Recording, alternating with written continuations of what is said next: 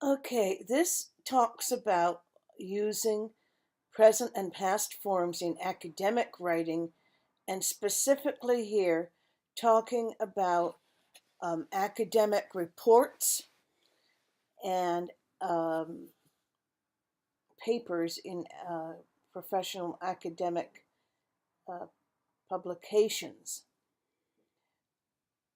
Often you will notice using simple present tense in summaries and abstracts. An abstract is the summary of an article that begins it in an academic paper. You will see a summary before you go on to read the whole article. And that's what the abstract is, that noun. So, for example, this paper examines the relationship between exercise and mood.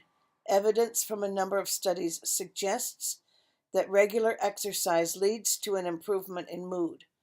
Possible signs of depression decrease over the course of a 10-week regular exercise program. This paper also discusses other emotional benefits of regular exercise. So here, the simple present is being used to talk about what the whole paper will be about. Okay, we often use the simple present in summaries and abstracts of academic papers, as in number 1, using the simple present signals that the writer views the statement as a fact or general truth. Okay, sometimes you will see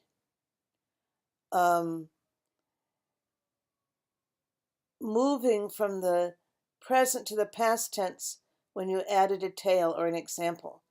So, for example, lying is usually unacceptable behavior, but there are rare times when it is better to tell a lie than to tell the truth. And then this is going to be an example of something that happened in the past. So it moves to the past tense. I learned this the hard way when I was 15.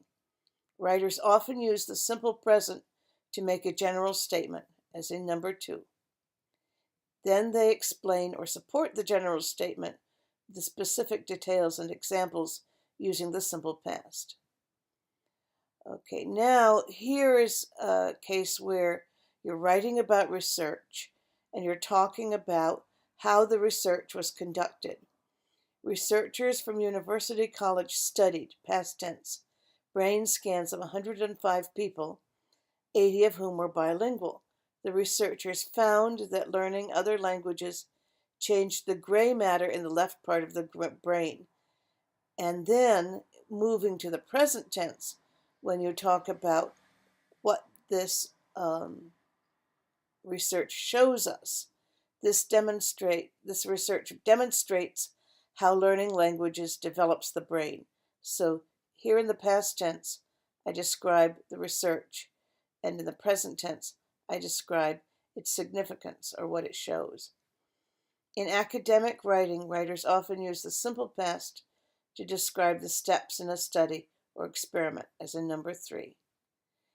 They then evaluate the results of the study using the simple present. Simple present signals that the writer believes the information is scientific fact.